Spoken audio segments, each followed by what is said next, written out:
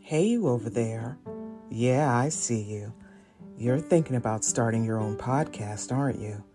Well, if you haven't heard about Anchor by Spotify, it's the easiest way to make a podcast with everything you need all in one place. Let me explain because I have some experience here. Anchor has tools that allow you to record and edit your podcast right from your phone or computer. When hosting on Anchor, you can distribute your podcast on listening platforms like Spotify, Apple Podcasts, and more. It's everything you need to make a podcast in one place. And best of all, Anchor is totally free. Yeah, that's right. You heard me. Totally free to record, edit, and distribute your podcast. It doesn't get any better than that. So download the Anchor app or go to Anchor.fm to get started.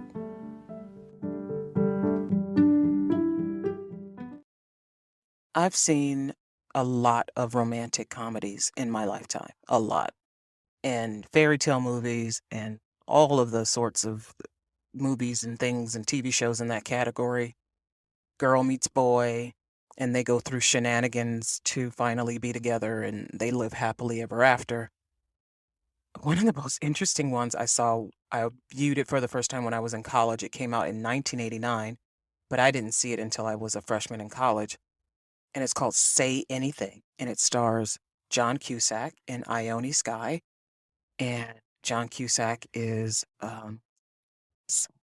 poor kid living with his sister. I think, if I remember correctly, he was a kung fu teacher or judo teacher or something like that. I was a wealthy socialite.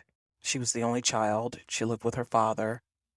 And it turns out that her father was a scumbag thief. But John Cusack, his character, pulls so many stunts to get Ione Skye's character to fall in love with him and to pursue a relationship with him. And I won't spoil the ending in case you haven't seen it. But the way it ends is just like I wanted that so badly for myself. I wanted that happy ending. I wanted the fun and the love. But now when I think about that movie and I think about his behavior, I it's sick.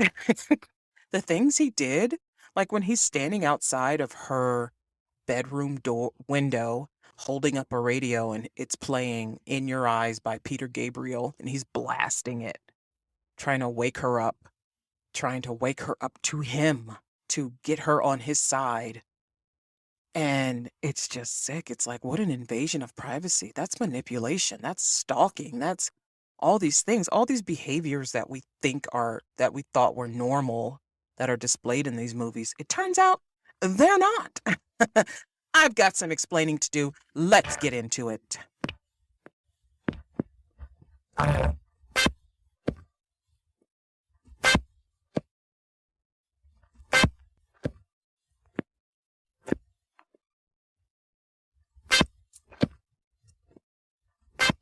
Hey, everybody!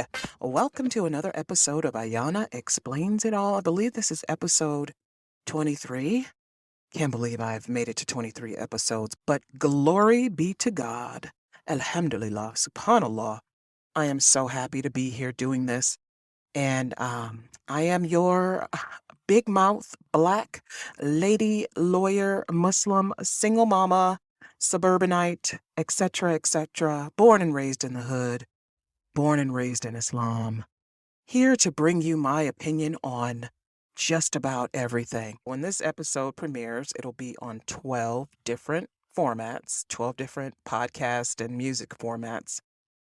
Platforms, rather. It'll be on 12 different platforms. It'll be with all the other episodes 1 through 22, plus the intro episode, which will is going to live in infamy, seriously. But I'm available. My flagship is Anchor FM and Spotify, but I'm also on YouTube, Good Pods, iHeartRadio, Amazon Music, Google Podcasts, Stitcher, and a host of others that if I could think of them right now. But basically, wherever you get your podcasts, you can find me there. I made sure that I got all of the places that podcasts could be available, and I'm sure that I missed some. But inshallah, you'll find me on your favorite. And if you can't find me on your favorite, let me know, and I'll see about getting myself on there so that you can hear my beautiful voice. Or you can go to the link in my social media bios. I have an Instagram account for the podcast, and it's Explains It All.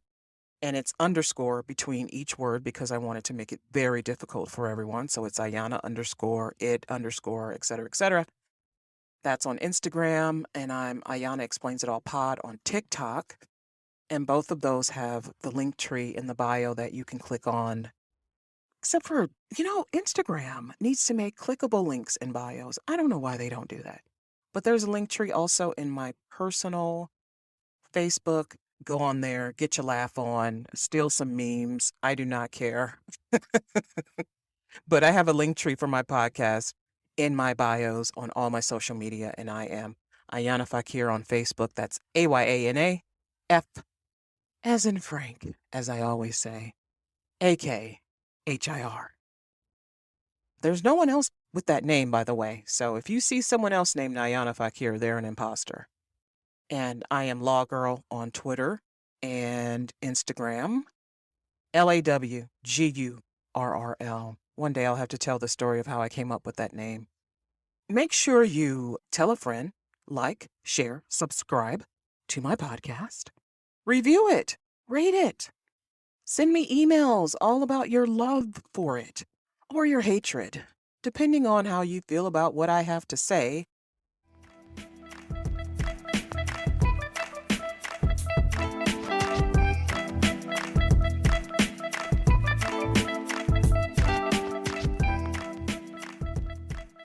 Let's talk about love.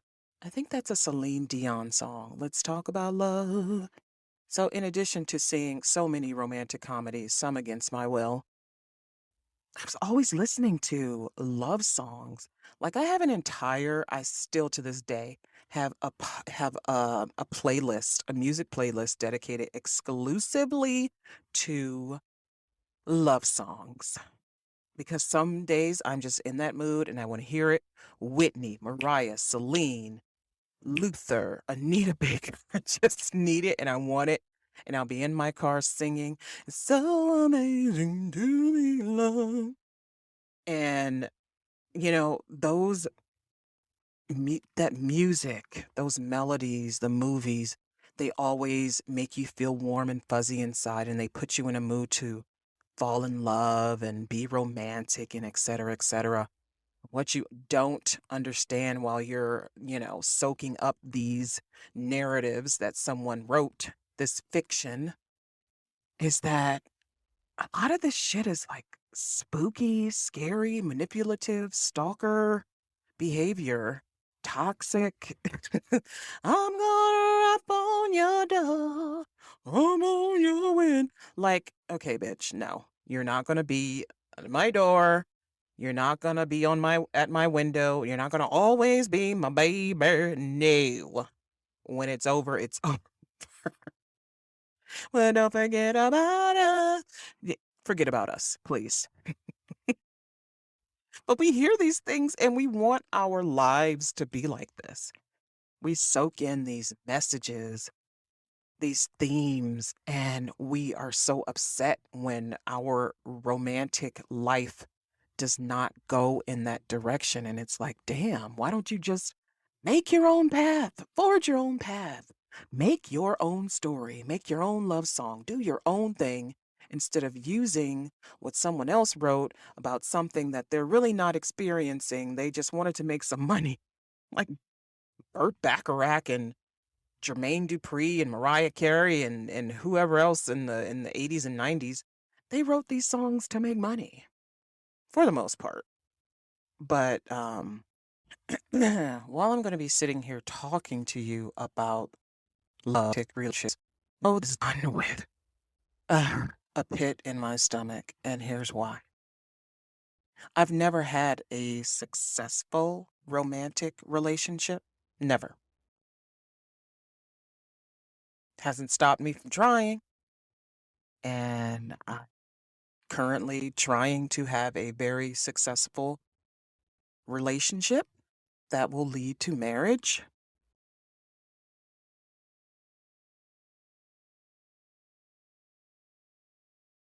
So I do this with a pit in my stomach, really. I have not had a successful romantic relationship. I've been married and divorced, married and divorced, married and divorced. I'm Muslim, so dating is not something that is encouraged, frowned upon. It is, you court for marriage, and that's it. There's the courtship, there's the marriage, and that's it.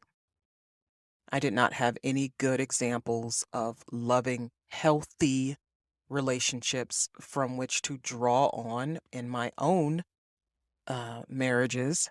So I had no idea what I was doing. I had no business getting married when I got married, but I did. So here we are.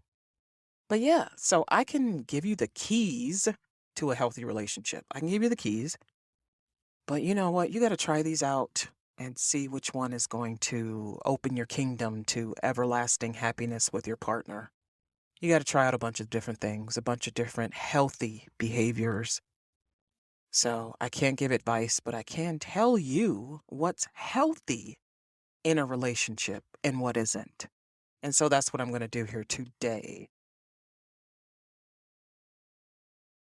So I'm recording this at night, and so occasionally I might say nighttime. It's Sunday night when I record this. I usually record it on Sunday night, and I post on Monday morning. It doesn't always happen because I am tired like I am right now. I am exhausted, but we must stay on task. I'm the type of person who I cannot let up my foot off of the gas pedal until I am completely finished with what I'm doing. And I don't ever want to be finished with this. So, anyway, I digress. So, here it is. I'm at the post office. I pull into the parking lot. I hear a man cussing at someone, and I look over and he's talking to his I assumed she was his girlfriend because she didn't look young enough at all to be related to him. So I assumed that was his girlfriend. And I don't know why he was cussing her out, but he was cussing her out. And as I get out my car, he's still cussing. And by the time I get to the door, he's right behind me and I hold the door open for him. And he goes, that's not how it's supposed to happen. I'm supposed to hold the door open for you.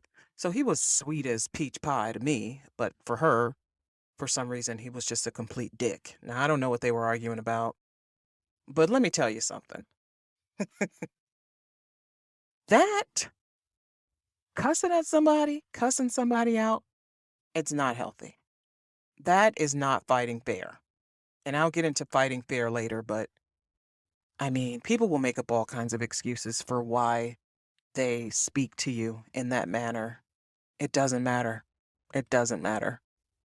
It doesn't matter what you did or what you said. And I know that you can react abnormally to abnormal behavior, but there are people who will cuss you out because you were late with dinner or because you're wearing, in their minds, too much makeup or you forgot to pick up their dry cleaning or, any kind of arbitrary reason people can find. They'll slam you for whatever it is by calling you a motherfucker or a bitch or a whore or a slut or you get the fuck out of here, et cetera, et cetera. It's not healthy. But so as I said before, I don't have any. I grew up in the Islamic community, very conservative religious community. I mean, marriage was huge. From the time you were, for at least young girls, from the time you were a little girl, for us, that's all you talked about. That's all you thought about was who was going to be your intended, as we call them, and who was going to be your husband and what you were going to be like as a wife and a mother. And it's, for me, in my opinion, it's sick for little girls to be thinking about what they're going to be like as wives. It's not healthy to force a child to think about marriage when you're 8, 9, 10, 11, 12, even 16. Why are you thinking about marriage at 16? If you want to make marriage a goal, fine, but you got to do some other shit too. And a lot of us were not doing other things. We were going straight from high school to wedding bells. Some of us were getting married while we were in high school. I got married when I was 21. I was 21. Or was I 22? No, I was 21. I was 21 going on 22. Young. I knew nothing about what I was supposed to do. I thought this was just going to be like a relationship, but between people who are legally wed. And of course, I had never been in a relationship, so I didn't know what that was supposed to be like either. And I thought, okay, I have to cook and I have to clean, but cooked and cleaned, even that wasn't good enough. And I'm like racking my brain, and my mother's like, well, you're supposed to let the man be the head of the relationship, and you're supposed to let him do whatever he wants to do, and you're supposed to go along with it. And I thought, that fucking sucks, man. What am I supposed to do with the rest of my life? I mean, if that's what you want to do in your relationship, fine. But that was not the life for me, honey. I was not someone who took a back seat anywhere for any reason. I went to college. I was going to law school. I was doing my own thing. And then I had to come home and take a back seat to this guy who didn't even like me and who would cuss me out if I asked for even the slightest bit of help, who lied to me, who abused me. Yeah, sure, I get it. I understand. Yeah, perfect. And I'm not ashamed of any of my relationships, my marriages. I was divorced because I was being abused and I didn't want to be abused anymore. So it was either I leave or I stay and be abused. So I have no regrets in anything. A lot of what I did in my life I had to do to survive. Period. So when I think about talking about relationships, it's like, ugh, but you're Muslim. Muslims don't really have relationships, which is actually a lie because a lot of Muslims have romantic relationships. We're not supposed to talk about things that are not encouraged, rather, things that are discouraged. But listen, the things that are encouraged, you all are not succeeding at them. The marriage and divorce rate, at least in my community, is high. Listen, there are people getting married and divorced every fucking month. It's ridiculous. It's ridiculous. And it is because, as I've discussed in earlier episodes, of these antiquated gender roles that people have slapped on each other. And when one person isn't living up to that role, the other person gets upset. And there's just like that. Oh, you're not going to cook and clean? I want a divorce. Or you're not going to provide for me? I want a divorce. But a lot of times people just are lying about what they want. They lie to get to the marriage. People tell big, fat fucking lies. They lie about their finances. They lie about their credit. They lie about their past relationships. They lie about STDs. They lie about their credit. They lie about their criminal history. Lie. Just so many lies people will tell just to get to the altar, as it were, to get to the marriage because they want to be married so badly, or they really just want to have sex, right? They want to have sex. They want to have lawful sex. It's not because they really want to be married, but they want to have sex. And it's been my experience that men and women, but mostly men, will say whatever to get to the sex. Men want sex, women want sex in a fairy tale. And we'll say whatever the fuck to get what we want. So, when I talk about relationships, I don't care who says, oh, you can't talk about that. I don't give a fuck. Muslims need to stop pretending like we're the only people on earth, like we can't relate to anyone else, like we can't talk about anyone else. I'm going to talk about this.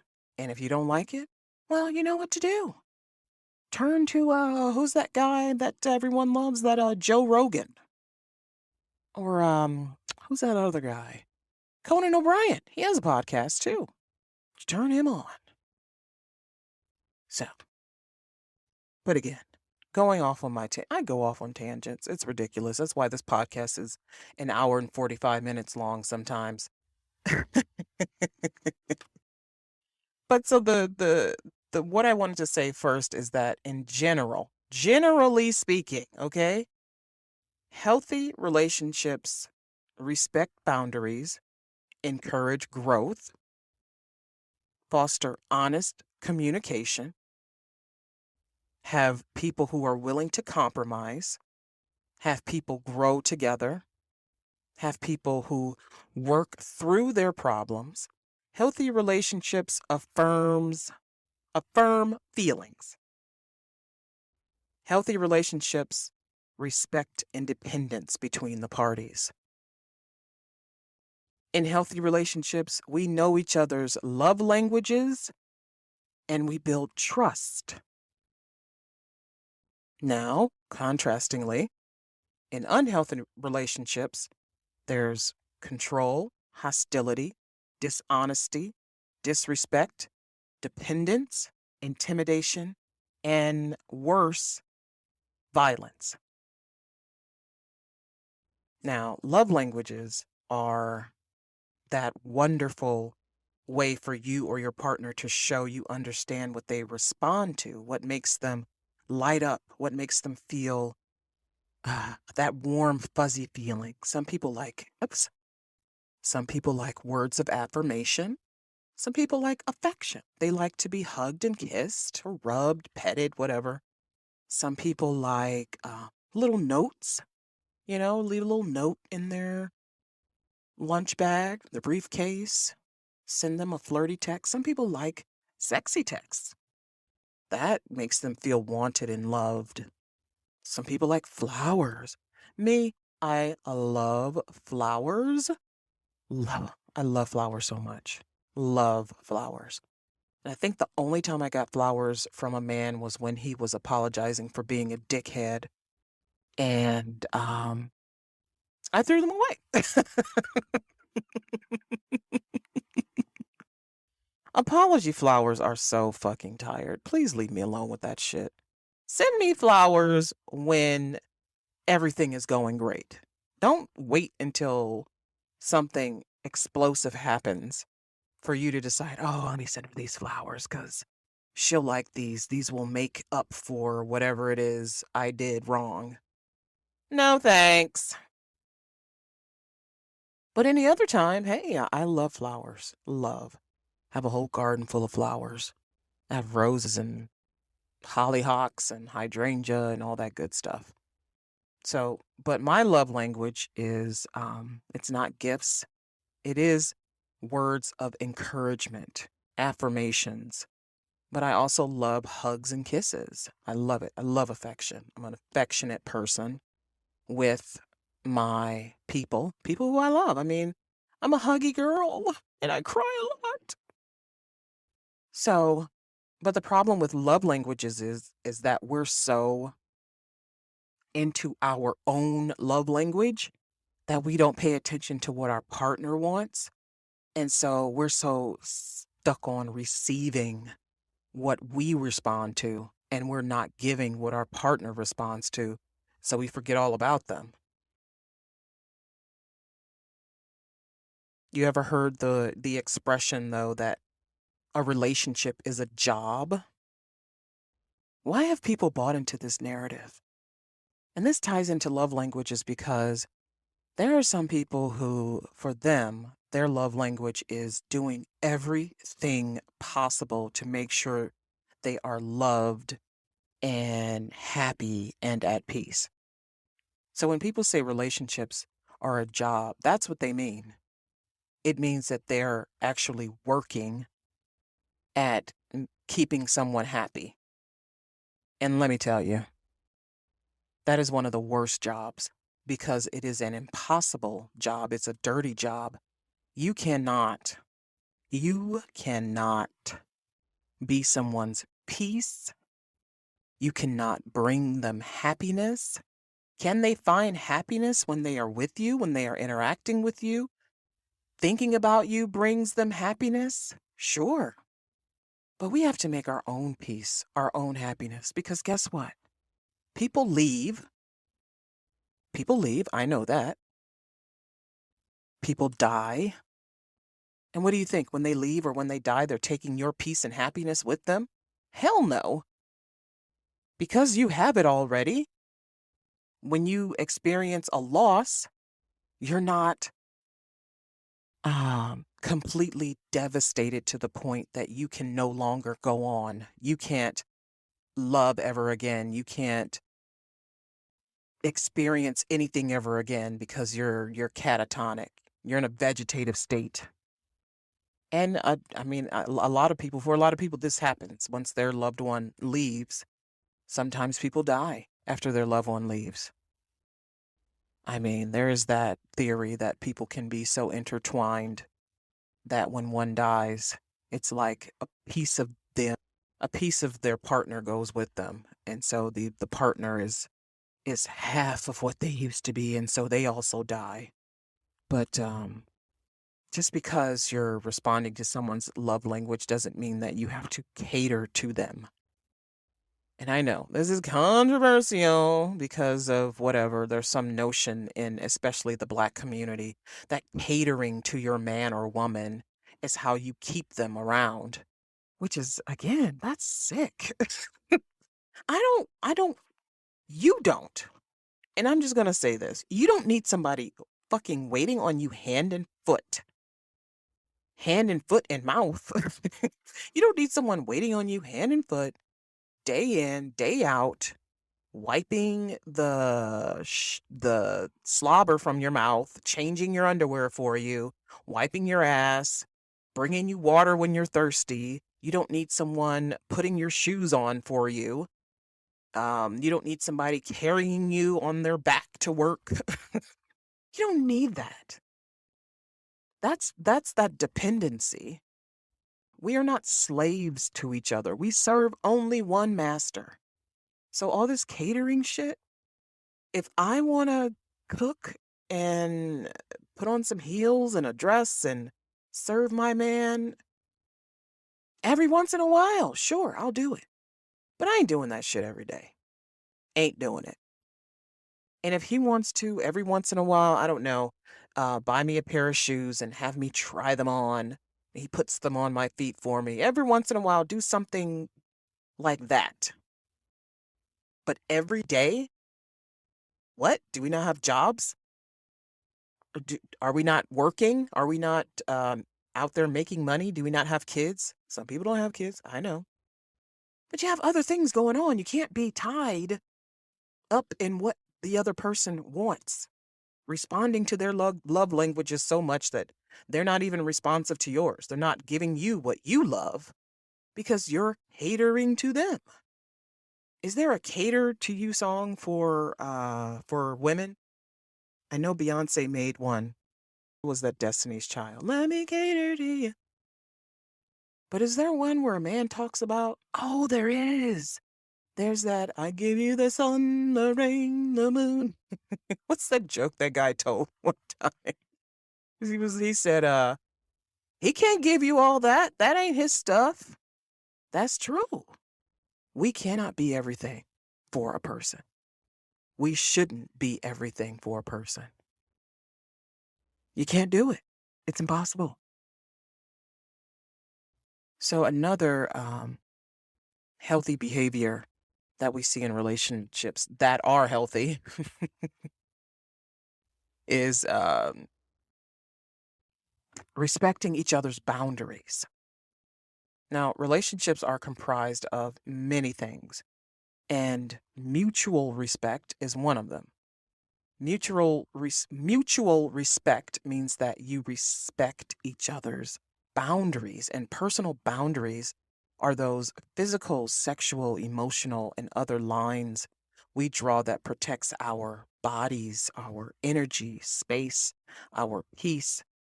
They are what we're willing to accept or not accept as far as behavior and communication is concerned.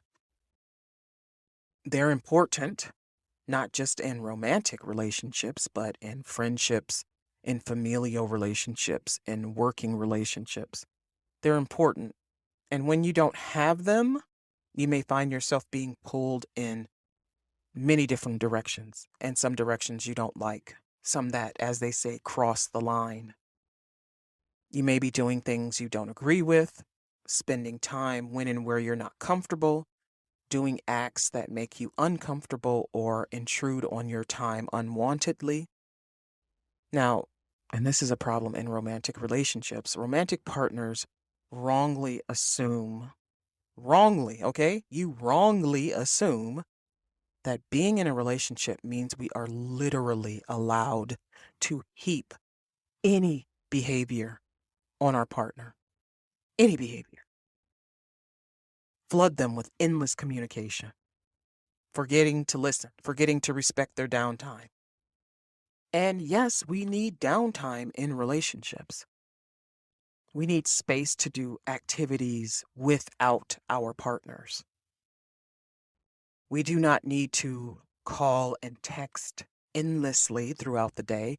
This is something I'm guilty of and something that I'm really trying to work on. You know, as I said before, some of us have jobs. Some of us have kids.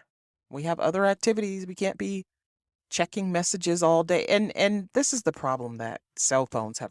They have made our partners literally be at our fingertips. Like we can call people from anywhere while we're doing any activity. We don't need to find a payphone or borrow someone's phone or wait until we get home to call somebody. Pick up the phone, call them. When you're driving, when you're working out. I see people on the phone while they're riding their bike. Like, come on, concentrate the bike riding. And people are like, oh, well, I could do 2, 3, 4, 5 things at once. Yes, but should you? Don't you think you should concentrate on your safety first? But yeah, so we are at each other's fingertips. We can text all day from the moment we wake up until we go to bed. We could be in bed together texting each other. It's made us feel like we have to endlessly communicate with each other, that we have to keep shooting messages and phone calls at each other all the time. And it is sickening. There are times when you should not do this, but sometimes you just need to leave your partner alone. Yeah, imagine that. There are times when you absolutely need to let up off of your partner. It doesn't matter if you're married. You're going to be communicating with them anyway when you're married, hopefully. If you live with them, you're going to be talking to them anyway. So when they get home or you two get home from work, you're all talked out because you've spent the entire day talking to each other. So what do you talk about when you see each other? Do you talk? Well, maybe it's dirty talk. But the endless communication is a problem. People need their space. They need to have downtime and they have boundaries with communication. People need to have boundaries with communication. Absolutely, 100%.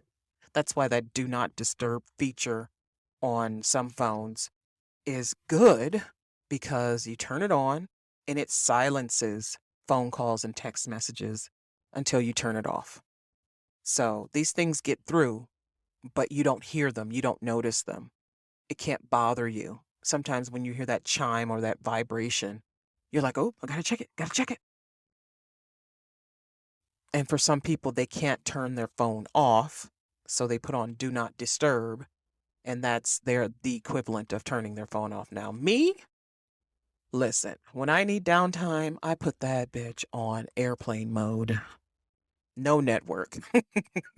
I do not care. And there are times when I absolutely need that. And there are times when I will just turn my phone off. Like if both of my kids are home and I'm just not feeling it on a particular day, I will turn the phone off. and it'll be off for hours, and I will not care one freaking bit. But you need to have those boundaries in your relationship. It cannot be endless interaction, endless communication, endless catering to you. Just no lines. There's no boundaries. You have to have boundaries because you have something that you need to protect. You have something that you need to protect. And so you need to draw a line that you will not allow anyone to cross, because if they cross it, it leads to unwanted consequences, or it leads to you overextending yourself, or it leads to you doing things that you don't really want to do, going places you don't really want to go.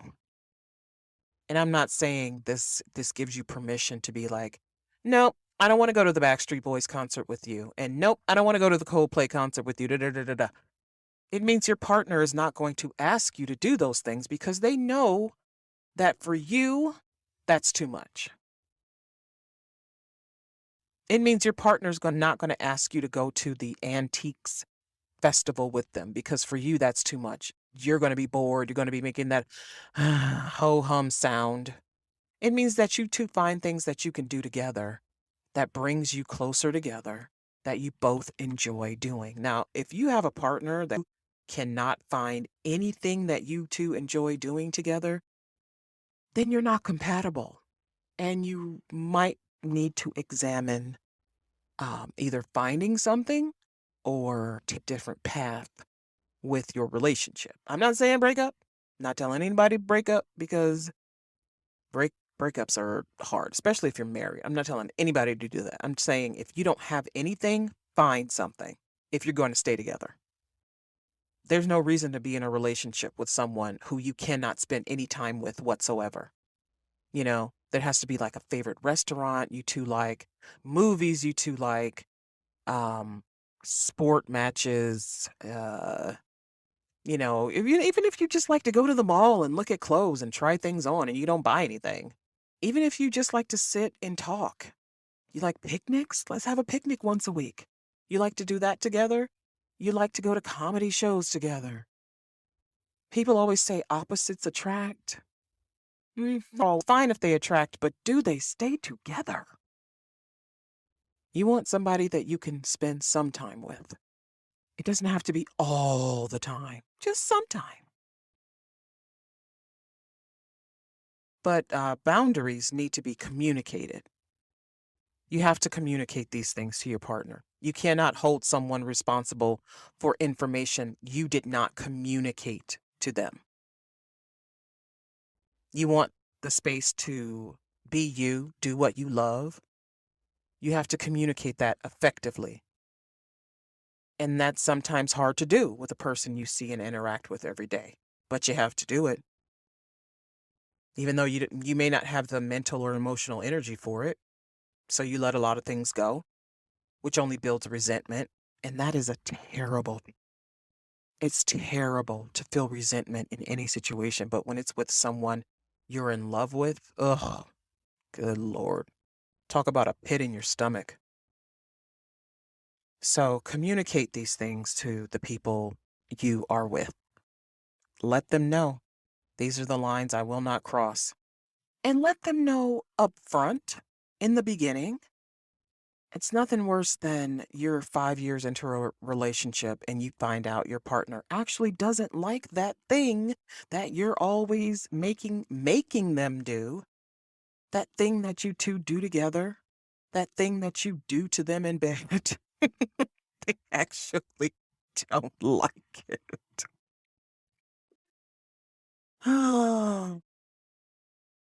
So, as far as healthy relationships are concerned, again, healthy relationships encourage growth and they affirm feelings, like I said before. One of the ways people can stifle the person they are with is by being jealous and possessive. When you're possessive over someone, when you're controlling, they can't grow. Your relationship can't grow. It goes nowhere. You don't achieve anything. You don't accomplish anything. And, look, I get it. the person you with, they're your life, your world, your rock, your paper, your scissors. But they literally cannot breathe in the relationship because you're smothering them, because you either don't want them to leave, and so you force them into this box so they'll stay with you forever. There are these things that people get cremated. When they die, they get cremated, and their loved ones will have them made into a piece of jewelry that they can wear with them. So the person will be with them everywhere they go, all the time, even when they're taking a shit in the bathroom. Like, oh, I don't want that. I don't want to be with you while you're taking a dump. Gosh, leave me alone. But so I am a nut. But the person you're in the relationship with is not growing because you're standing in their light, because you're controlling, because and control comes from many things. It's not just narcissists who are controlling. Codependents are controlling as well. People with depression, anxiety, people with no depression, no anxiety, people who have low self-esteem, they can be jealous and possessive because they don't feel worthy of the person. They can't believe you're here.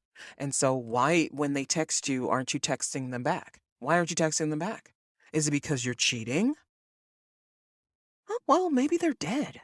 Maybe they're not cheating. They're just dead. And they're waiting for you to crush their bodies up and put them in a piece of jewelry. There. Then they'll be with you forever. Jealousy and possessiveness are two of the fastest ways to kill a relationship, to weaken a bond, to break a bond. I'm just going to say it flat out. We do not own each other. We don't own each other. You cannot possess someone. You don't have a certificate of ownership. It's not like you bought, you went online and you paid $50 to buy a star. There's no indentured servitude. We do not own each other. And I know people think when they get married, they belong to the person they're married to. No, you don't. Remember, divorce exists. And I know divorce is hard. It's hard to get, but honey, I don't belong to anyone. Okay? I belong to God. There's not a person on earth who looks at me and goes, there, she's mine. And they never will, because that's not how relationships work. Not healthy ones anyway. You want someone to love you and be with you, not because you forced them to, but because they want to be there. You made it fun and loving and safe and secure for them. You didn't, act all crazy when they were hanging out with their friends. You're not upset that they spend a week playing, whatever game people are playing, GTA or whatever, with their friends. Or they're going to a football game with their friends, or girls are, I hate saying girls, women are hanging out with each other at, whatever establishment, an eatery, a bar, or whatever. And you're texting the woman every 5 minutes. What are you doing? Who is there? Show me everyone who's there. You allow, you make room, you make space for it. I'm not going to say allow, because again, people will do whatever the fuck they want. But you give them room to be themselves. And that means every once in a while, they're going to go do something else that has nothing to do with you. And you can't get upset, because that's healthy. It's healthy for people to go do things without you. You don't need to be around each other 24 hours a day, 7 days a week. You don't need to be like, that's my person, mine, forever. There are couples around here and I love it. I love seeing it. They do everything together. They go walking together. They walk the dogs together. They're at restaurants. They're at grocery stores. And I'm just like, "Dang, y'all are going to die together, aren't you?"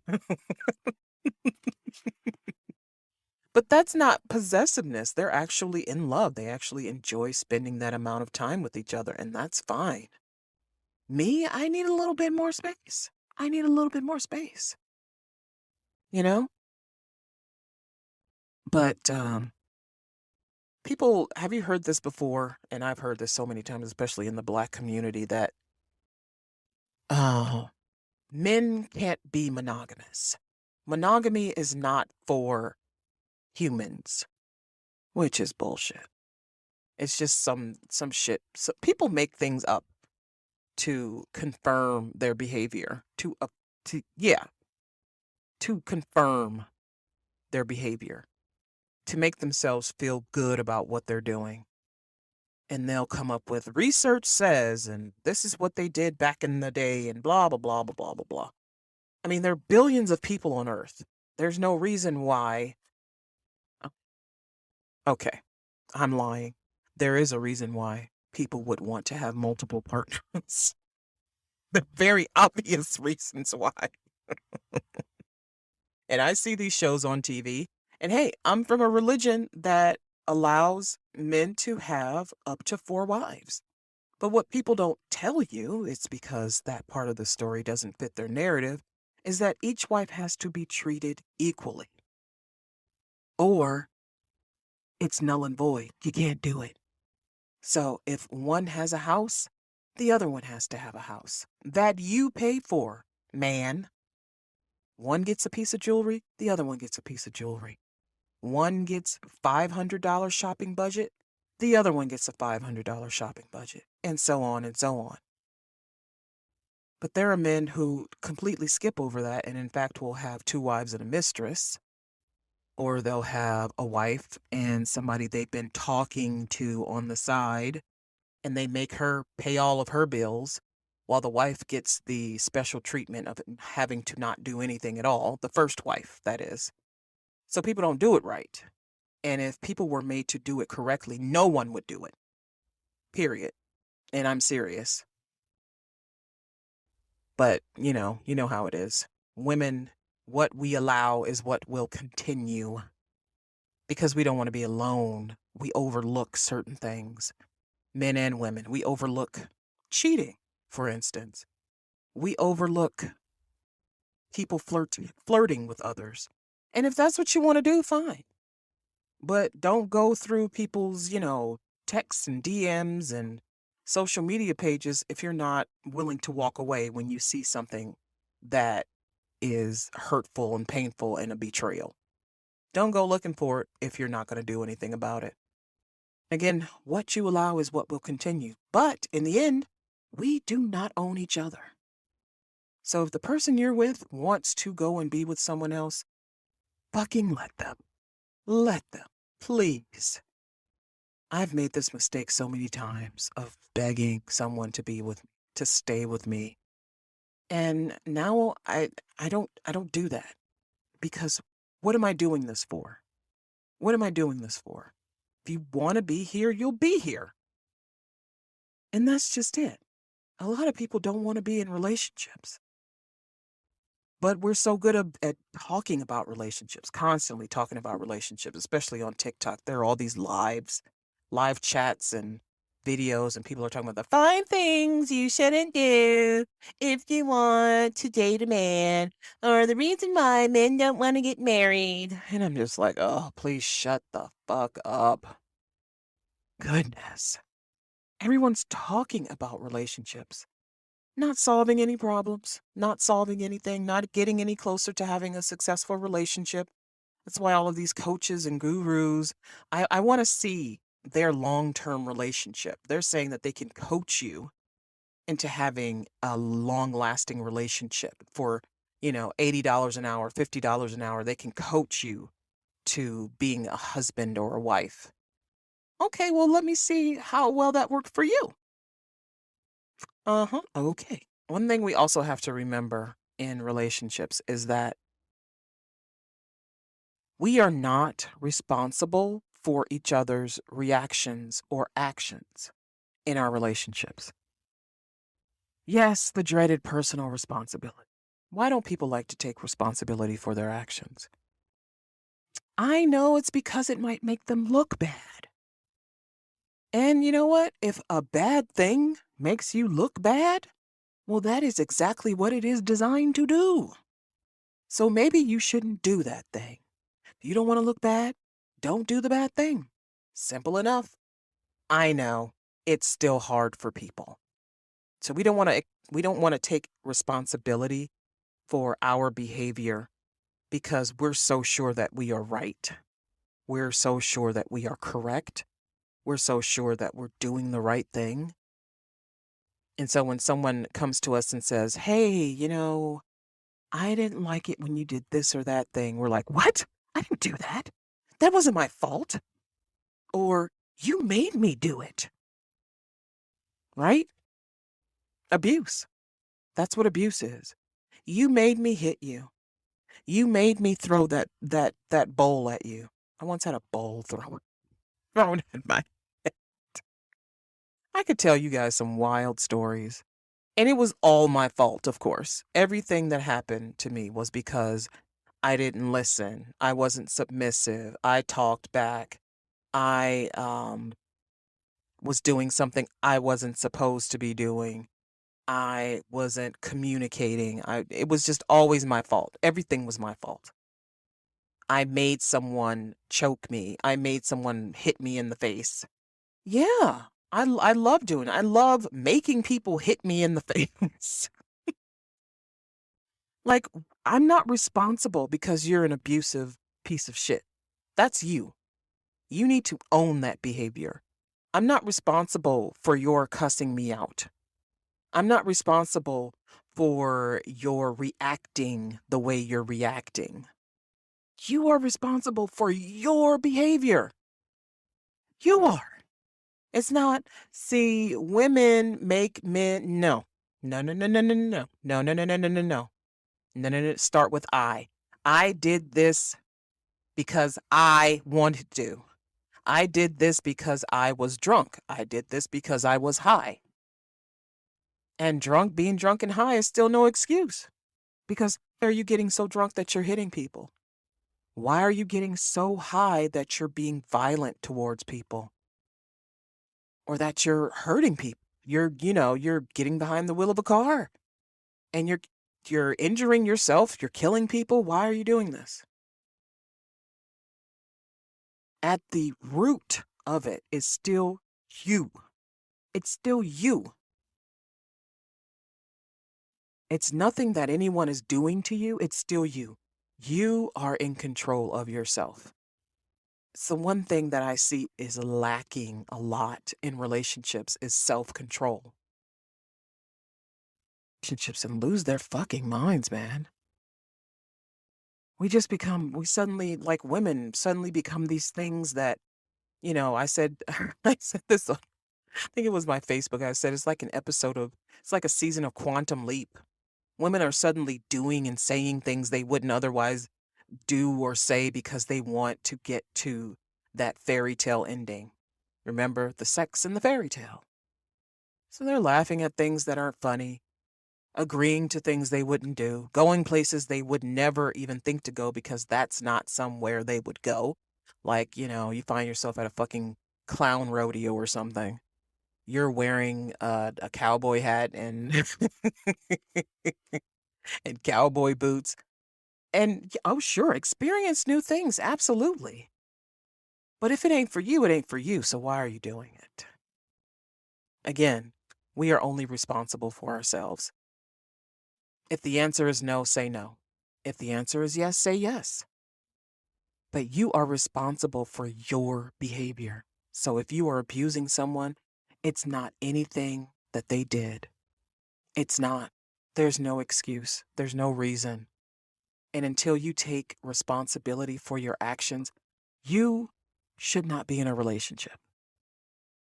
You should be somewhere seeking intensive therapy because your behavior, you're not going to be able to control it because you'll never see that you're wrong.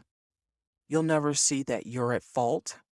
And because of that, whenever you do something that people find wrong or abominable or reprehensible, you're going to find some way to get out of it. You're going to scapegoat something or somebody. You're going to make it someone else's fault.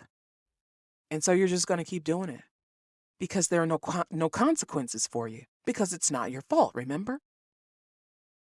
Nothing is going to happen to you. Nobody is holding you responsible. Nobody is holding your feet to the fire. So until you can get that behavior under control, and it takes a lot.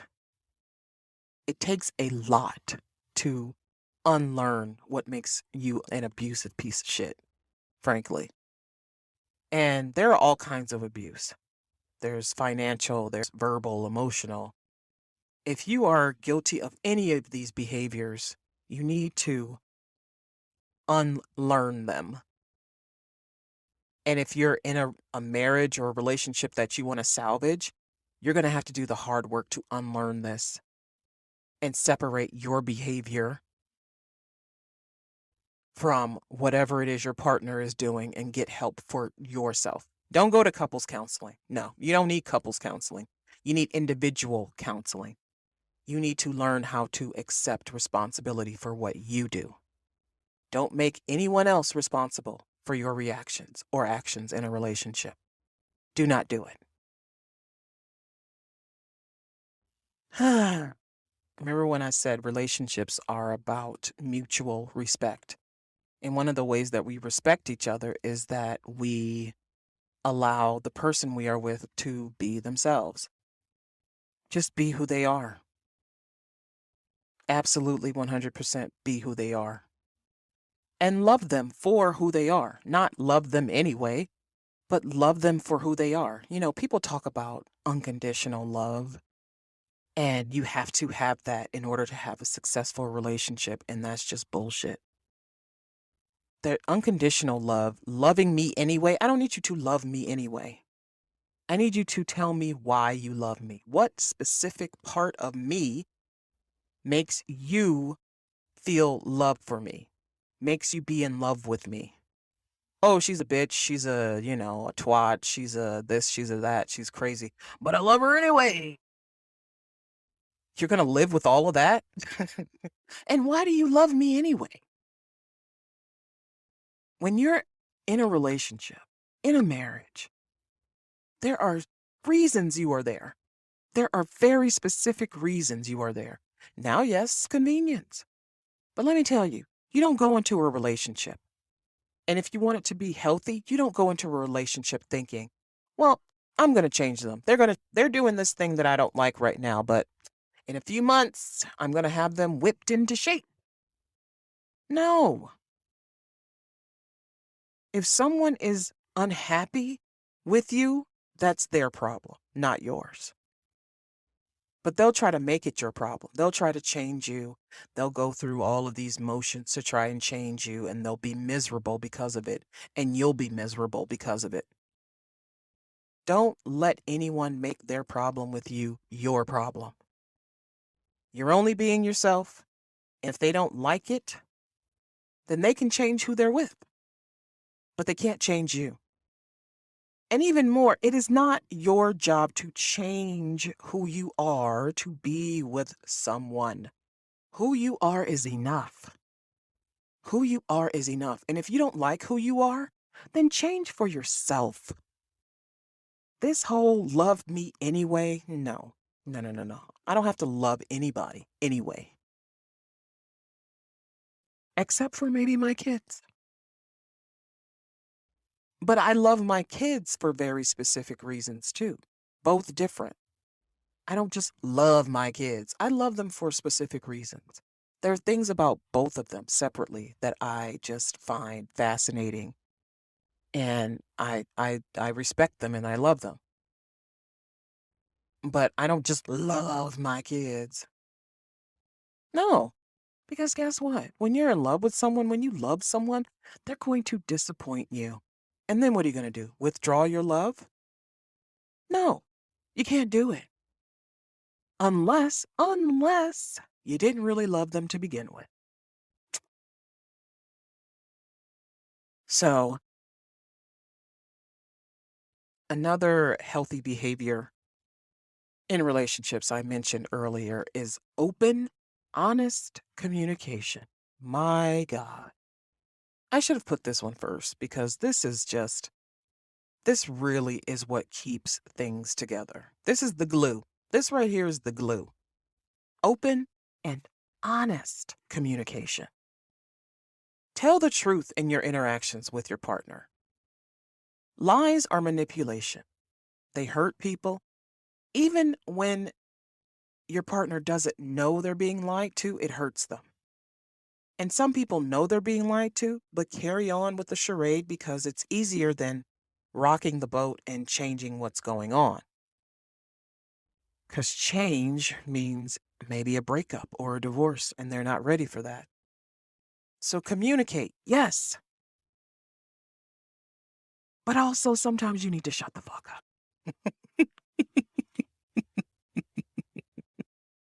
Sometimes we talk too much in our relationships and we expect our partner to be our therapist. Your partner is not your therapist. If you need a therapist, get a therapist. But your partner can't be the one you're dumping on every single day. Can you imagine? You do that to your partner, how exhausted they are by you and your problems. And then resentment, again, that resentment starts to build up and they start to lose respect for you. They start to slowly, the love that they had for you starts to slowly fall away until there is no more. So you can't dump on your partner every single day. All of your business woes, all of your friendship woes, all of your, your workplace stuff and your health. I mean, keep your partner abreast, absolutely. But if you're having these intensive conversations every single day, you're draining them. Because if you're doing all that talking, are they talking? When do they get to talk? When do they get to talk? And here's another thing people don't communicate about. When they should, instead of talking about all this other shit, people don't talk about money. Gosh, people are not talking about money in their relationships. They're not communicating problems they're having with money. They're not communicating when they're taking money out of the bank from the joint bank account. They're not communicating what they're doing with the money. Some people have secret drug habits, secret gambling addictions, secrets, secret apartments in the city where they keep their mistress that you're paying for, secret credit cards. They're buying gifts for the mistress and you at the same time. Yeah, some people are not communicating about finances.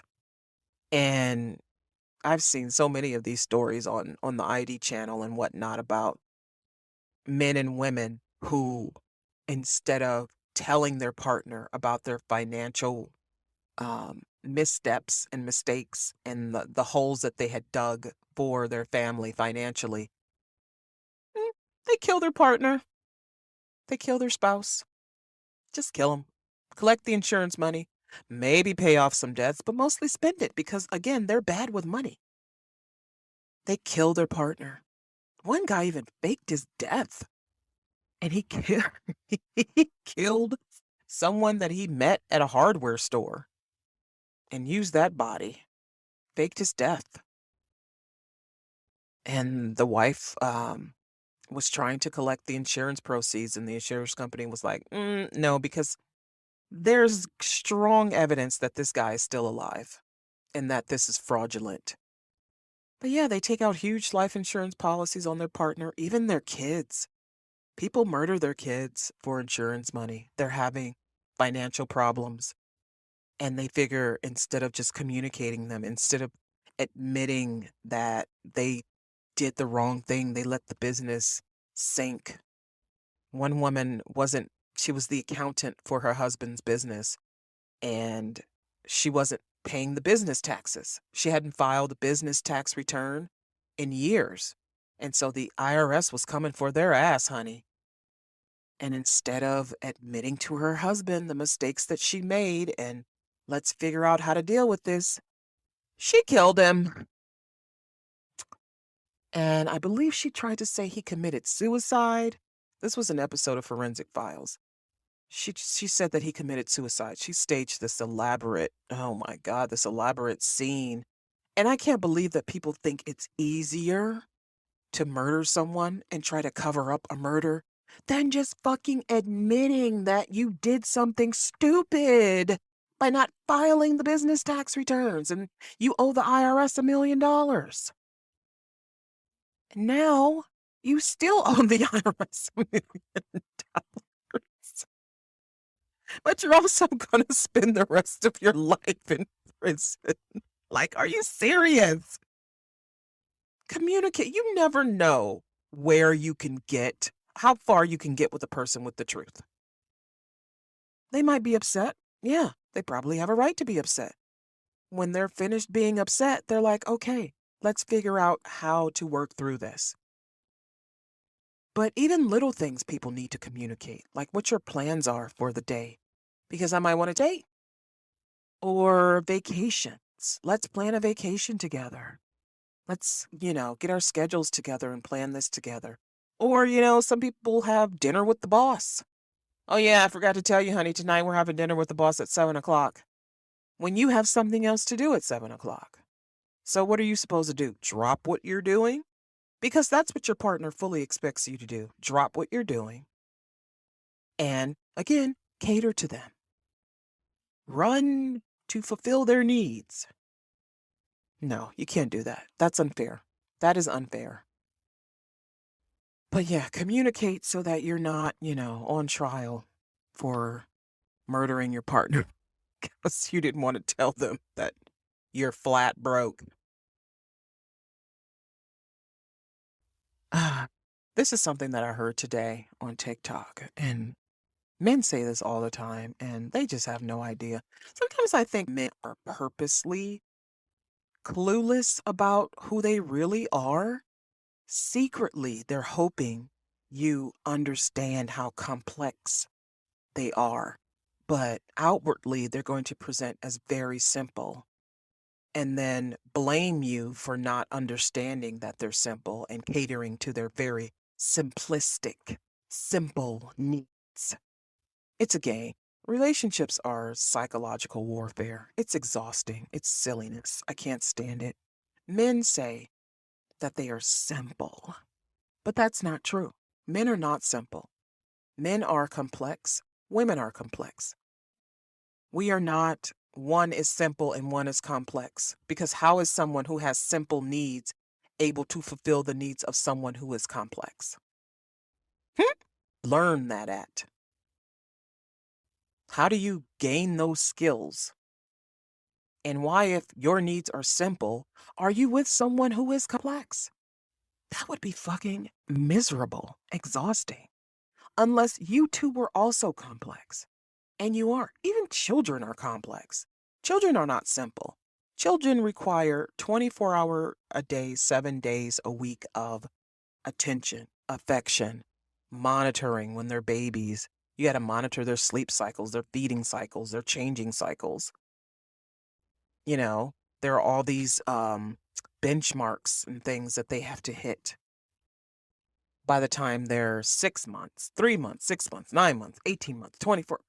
I mean, they're complex people. There's a whole science called pediatric medicine, child psychology, because children are not simple. Men are not simple. And it is because of this that men don't see where they have needs that are beyond the food, sex, TV, sports. Support. Men need emotional, physical, mental support. And support is not simple. And support is not always easy to give. Men think that it's simple because the support that men tend to give to women is easy. Their response to a woman's needs are easy answers. Money, physical help, driving someone to an appointment or to the airport, or, oh, come over and walk the dog for me while I'm out of town. But have you ever had to support someone in their illness?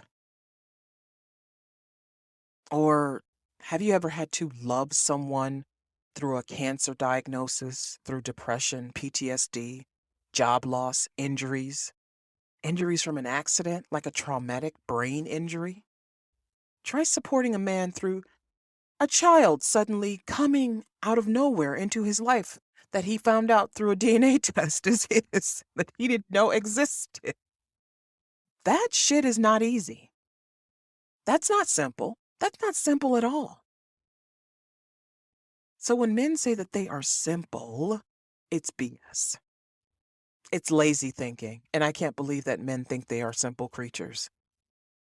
Men are not simple creatures at all. Women are not simple creatures at all. We are programmed. This is one of the reasons why we are not simple. We are programmed from an early age. Remember the rom-coms of our childhood, the R&B midnight train music, the for lovers only segment where you're listening to all the R&B songs and it's filling your head with ideas day after day, year after year. And that's the other thing.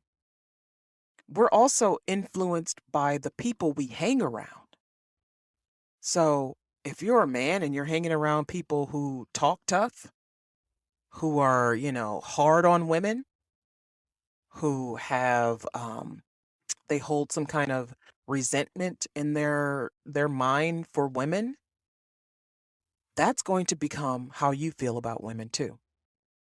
Friends influence each other, just like families influence family members. Friends influence each other too. And soon whatever they think is going to become how you think. So you have to watch who you are around, who you surround yourself with. You want to surround yourself with positive, forward-thinking people. You don't want to surround yourself with negative people who are always harping on things and reliving the past and bashing men or bashing women. And this is something that I do not engage in at all. I used to, because I was a jerk. But I don't do male bashing. I don't bash men, period. And I don't do women bashing. I do not do it. There are women who bash women, men who bash women, women who bash men, but who's bashing? The men aren't bashing each other. Men do not talk shit about each other unless it's in reference to a tweet about the NBA or the NFL. Then you're all kind of punk ass bitch. You're stupid, you're dumb, you're ugly, your kids are ugly. But when it comes to women, especially when it comes to talking shit about women, men are always high-fiving each other about that. Always. And they think it's funny and it's cute. Have you ever tried to get a man to think critically about his opinion on women? They don't want to think critically. They want to make jokes. They want to spit out some generalizations and some stereotypes and, well, what I saw when I was growing up. No one cares what you saw when you were growing up. Because you're exactly what you saw when you were growing up. I don't need you to tell me about it. I'm looking at it. And I'm not saying men need to start bashing men, but men need to start holding each other accountable for their abusive behavior, for their negative behavior, for their negative treatment of people. Men need to start holding each other responsible for the shit that they do. And I'm not talking about with video games and sports and whatever. I'm talking about when it comes to relationships. When it comes to how they behave as fathers, how they behave as husbands, how they behave as boyfriends, fiancés, their attitude towards women. Men really need to hold each other responsible for the negativity that they spread, for the salty, disgusting attitudes and comments that they put out into the atmosphere. You hope to have a nice relationship one day, but your entire attitude says something otherwise. You're never going to attract the thing that you want the most because your attitude and your behavior repels it.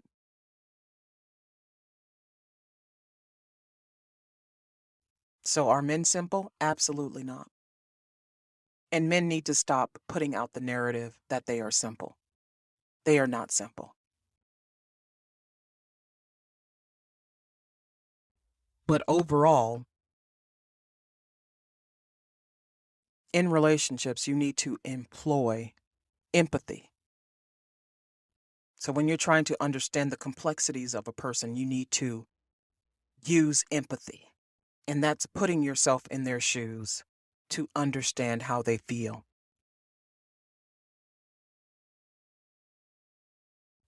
Understand where they are coming from and how they feel without replacing their feelings with yours, without downplaying their feelings and thoughts, without saying what you're experiencing is worse and shifting the focus to you. Walk in their shoes to try and understand them.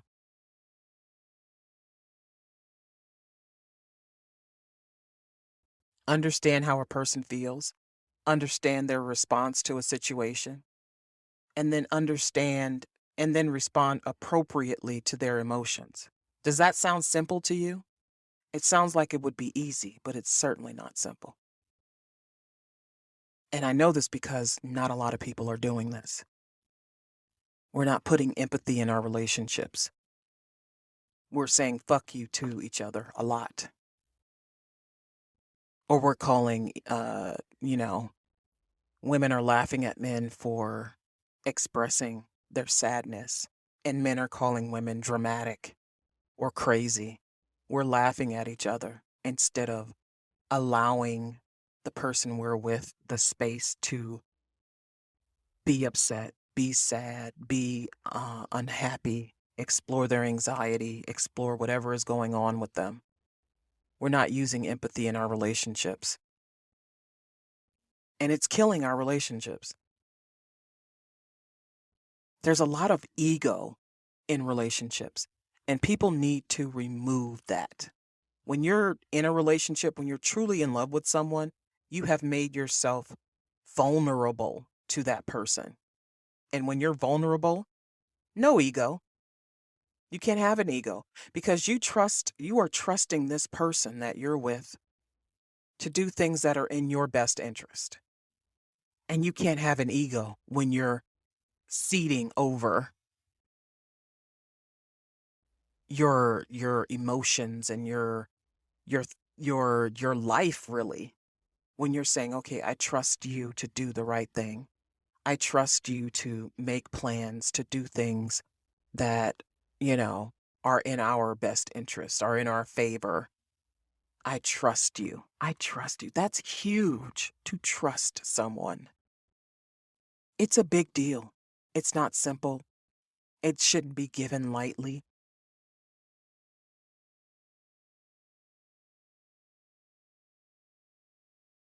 So, understand how a person feels, understand their response to a situation, and respond appropriately to their emotions. They've made themselves vulnerable to you. That is the least that you can do for them. One thing that also makes relationships work, one of the healthy keys to relationship success. I'm not guaranteeing success. I don't guarantee results here. But if you use these, you might have some success. You might have a better relationship, even. One thing that people don't do is we do not fight fair in relationships. What are we doing when we're fighting? Number one, it's okay to fight. It's okay to have conflict. You're going to have conflict everywhere you go. Everywhere. You expect to not have it in your relationships? Oh, people expect out of their relationships shit that they do not expect anywhere else. They expect perfect relationships, and then out in the world, outside of the relationship, They're allowed to have imperfect interactions and relationships with everyone else. Oh, I don't have a good relationship with my dad. But you have to have a good relationship with your wife. You cannot and should not expect that your relationship with your significant other is going to be perfect. You're going to fight. So fighting fair is essential. And fighting fair in relationships is one way to show that you care about your partner, even when they've done something that angers you. If you're not, a tyrant, you allow the other person to present their side without yelling or cursing. When you fight fair, you say what the expectations are when you're finished fighting. If you're going to apologize and forgive, when you fight fair, you acknowledge the problems that exist in your relationship. And you acknowledge the problem that you're currently faced with, the reason why you're fighting. You haven't been paying the business taxes. And your partner is looking all sad with tears, and you're just like, no, we're not doing this. We're going to fight about this. We're going to hash this out. We're going to figure it out. And then at the end, I will decide if I forgive you or not. Even if you apologize, I don't have to forgive you.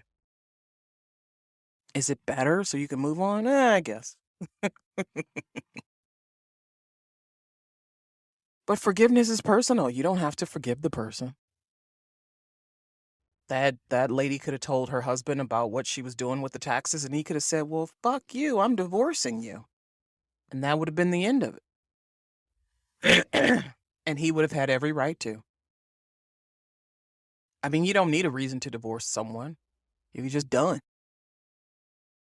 But, fighting fair. You acknowledge the problems. You listen intently to your partner when they're talking to you about why they have a problem with something you did. They're not attacking you. People confuse confronting someone about something they did with an attack. And sometimes people really just want to know what the fuck is going on. What happened? What did you do? Why did you do it? And people feel immediately defensive, obviously. Feel like they're being attacked. And when people feel like they're being attacked, they shut down and they don't listen. They don't hear anything you have to say.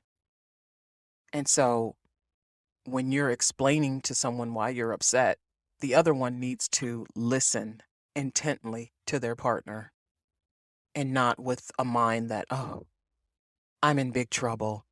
I got to find some way to escape this. I need to come up with some lie to tell them. No, be honest. Be surprised how far you can get with the truth. You can get pretty fucking far. And yes, you do get points for telling the truth. It's weird, I know.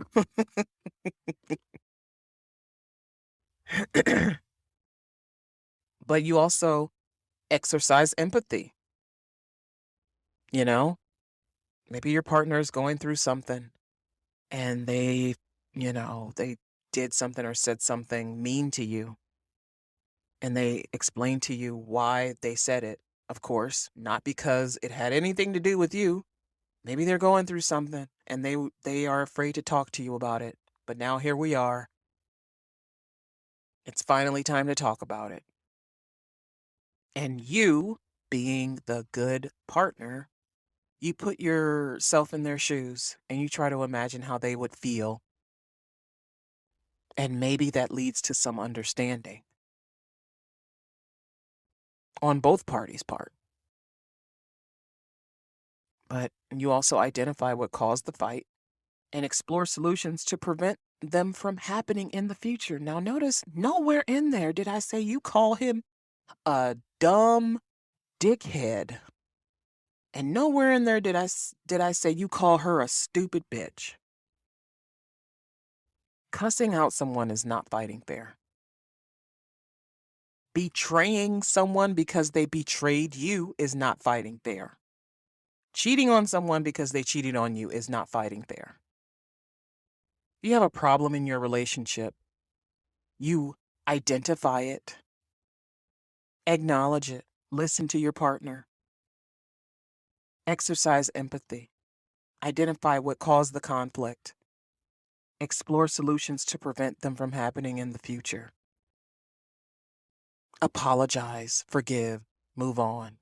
And when you move on, that means you're not going back and reminding the person what they did 5 years ago, 10 years ago. It means that you're not holding them hostage with this past discretion. It means that you have genuinely moved on. It's not a problem for you anymore. You're not going to bring it up anymore. You're not going to hold it over their head as a way to get them to act a certain way around you. You've dealt with it. You moved on. And again, people are expecting perfect relationships. You're not going to have a perfect relationship. You don't have a perfect relationship with anyone, let alone a spouse or a romantic partner. It's just not possible. And when you let go of the idea that your relationship has to be perfect, you can see the flaws and you fix them. But when you're obsessed with it being perfect, you can't see the flaws. You can't see what's wrong. You don't see anything, really. Your head is in the clouds. People aren't allowed to make a mistake with you. And people are going to make mistakes, and you need to allow room for that. It doesn't mean they're not loyal to you. It doesn't mean they're not committed to you. It just means that they made a mistake. We have to stop holding each other hostage with our emotions and our tongue and money and abuse and all of these awful, ugly, unhealthy behaviors. And if somebody wants to leave, let them go. Let them go. People have a right to leave. People walk away from things all the time. You don't like a job, you quit it. You don't like service at a restaurant, you stop going. And the point, when people have gotten to the point where they are leaving, it's because they've been thinking about it for a while. People don't just wake up one day and go, okay, you know what? I'm done with this marriage and leave. No, they've been thinking about it for a while. And you missed the signs. Or they didn't communicate these things with you, that they were unhappy, that they were not having a good time, that their needs are not being met, that you're not responsive to their love language, that you're not giving them the space that they need, that you're smothering them, that you're verbally abusing them.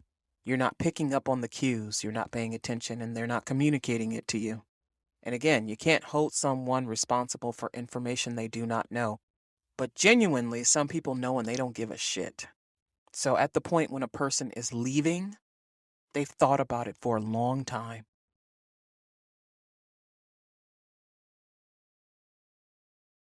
And it's going to hurt if they leave. Absolutely. It'll be devastating. And hopefully in your next relationship, you learn what didn't work and you develop healthy habits, healthy behaviors that you can carry into your next romantic relationship. And hopefully that one lasts.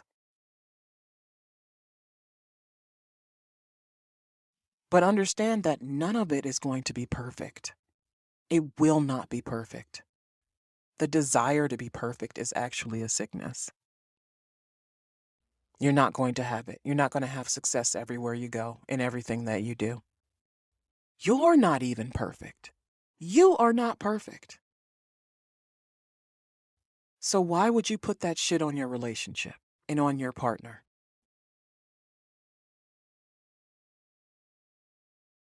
Again, before I leave you guys tonight,